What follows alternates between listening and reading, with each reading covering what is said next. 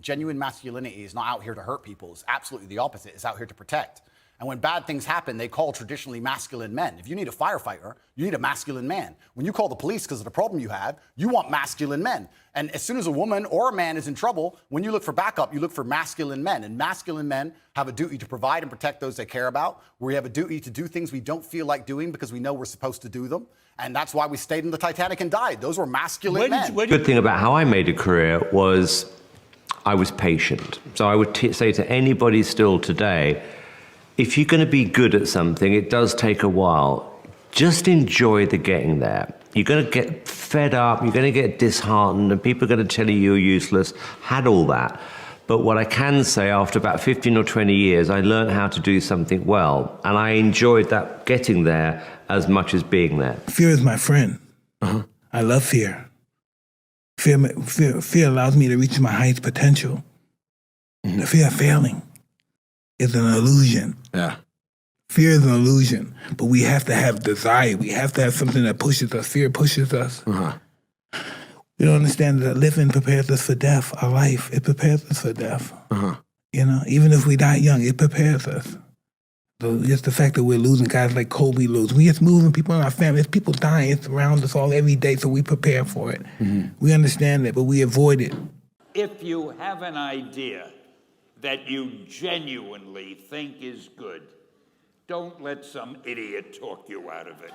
That doesn't mean that every wild notion you come up with is going to be genius. But if there is something that you feel is good, something you want to do, something that means something to you, try to do it.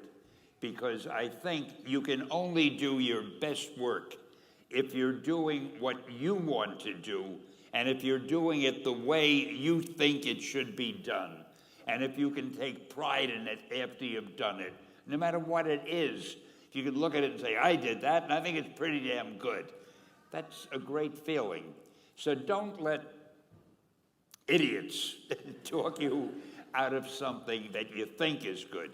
As long as I can remember, I was hustling. I remember going to my dad while he was playing poker with his buddies and saying, Dad, I need some new sneakers. And he looked at me, looked at my feet, and he goes, those tennis shoes you got on, they work. When you have a job, you can buy whatever you want. And one of his buddies that had to be drunk was sitting at the poker table with him. And he goes, hey, I got something you can sell. I got all these boxes of garbage bags. Why don't you sell them in the neighborhood, and then you can take the money you make and buy your sneakers. He had these boxes that he sold to me for $3. I sold them for $6, but it went like this. Hi, my name is Mark. Do you use garbage bags? I've got a great deal for you, and every time you need garbage bags, all you ever have to do is call me, and I'll put them in the back of my wagon, and I'll bring them right down to your house. That was my first business, the world's first, probably only, garbage bag door-to-door subscription company. I thought courage was a man who won the Medal of Honor. It is. But courage is a man who's willing to put those boots on every single day of his life to go out there and fight for this country where nobody even knows what the hell they're doing or where the hell they're at. You do it for the man beside you. Thank you. For years, my dirty little secret was that I was addicted to pornography for years. It really messed up my life in a lot of ways. The thing is, it became a thing where I didn't tell anybody. It was a thing that, it was my secret, nobody knew, and that allowed it to grow. And it got bad. If day turns into night, and you are still watching, you probably got a problem.